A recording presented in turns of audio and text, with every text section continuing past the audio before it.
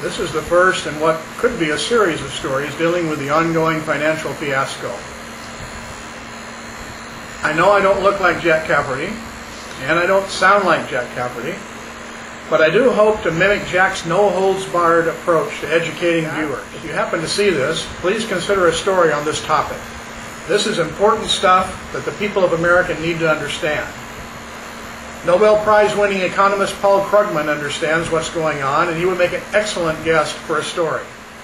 A New York Times article over the weekend commented on the fact that AIG may need more bailout bucks, more than the original $85 billion, more than the $28 billion that was subsequently added. Near the end of that article, it is reported that Joe Cassano, you'll remember him from Anderson Cooper's top 10 list, and I quote, had been put on a retainer of $1 million per month after being dismissed in February. Pick your jaw up off the table and pay attention. There is no one individual that deserves more blame for the worldwide financial crisis than Joseph J. Cassano. I'll explain why. First, some history. Back in the 90s, some well-meaning politicians, pardon the oxymoron, decided that something needed to be done to make owning a home possible for lower-income folks. Regulations at Fannie Mae and Freddie Mac were loosened. Making mortgages became big business, and thus became the ill-fated boom in the housing market. This boom attracted speculators as well as those who had no business getting a mortgage. The boom ended. Had the problem been limited to mismanagement and loose regulation of Fannie and Freddie, the result would have been a bust in the housing market with some ripple effect in other parts of the U.S. economy. An economic slowdown, as they say. The once-in-a-century worldwide crisis we are now experiencing is based on those bad mortgages, but it was not caused by them. The crisis was caused by unmitigated greed on the part of Goldman Sachs, Morgan Stanley, Lehman Brothers, AIG, and probably a few others. Alan Greenspan recently testified before Congress regarding weak to non-existent regulation of investment banks over the past decade or so.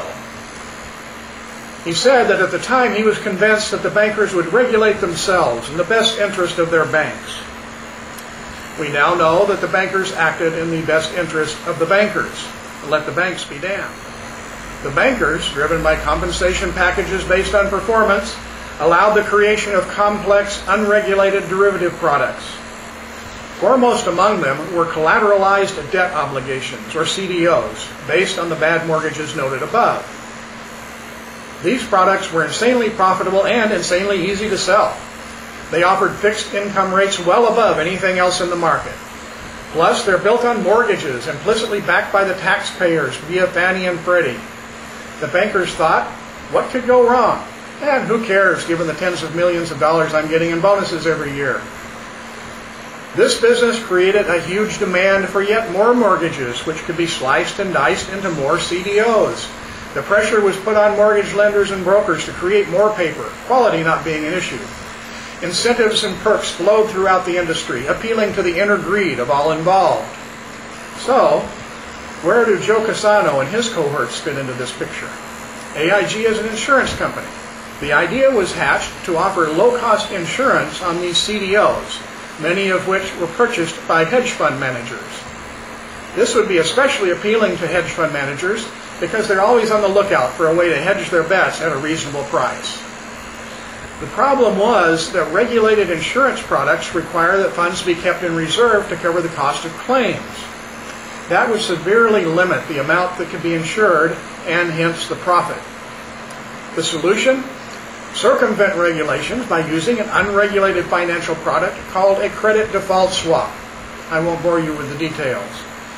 With top management's blessing, Joe Cassano headed up a group that sold CDSs. The group was quite successful.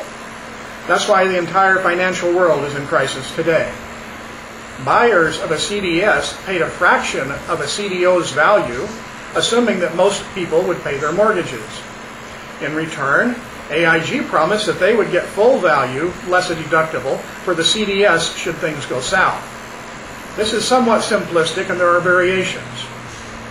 The most frightening variation involves the use of CDOs and CDSs to make complex bets in which no one involved actually owns a CDO.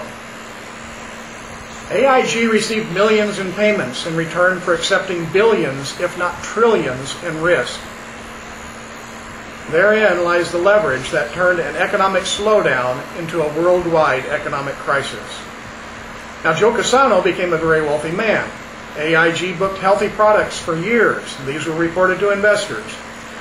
It was not reported, however, that very little was kept in reserve to pay claims.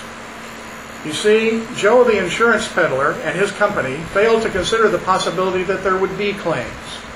The boom turned to bust. Speculators and unqualified borrowers walked away from mortgaged houses in droves. Claims started coming in from CDS holders. Joe Cassano and AIG failed to act immediately and failed to notify regulators. Soon, claims consumed almost all of AIG's working capital. The rest is history, with much of that history yet to be written. As a side note, investment banks were hit hard because they had kept pieces of the CDOs for themselves. Often they kept the riskiest pieces that paid the highest returns. These were the first to become worthless. Lehman Brothers was especially greedy in this regard. Today's question: should criminal charges be filed against Joseph J. Cassano in hopes of levying fines that will leave him looking for Section 8 housing? For those of you who are not aware, Section 8 housing is subsidized housing for the poor. To see the Times article referenced above, search for AIG may get more in bailout, Borkin Walsh, that's B-O-R-K-I-N, and W-A-L-S-H. Use your favorite search engine. The article is dated November 10th. Again, anyone at CNN who sees this, please spread the word. The American taxpayers deserve to know. Thank you.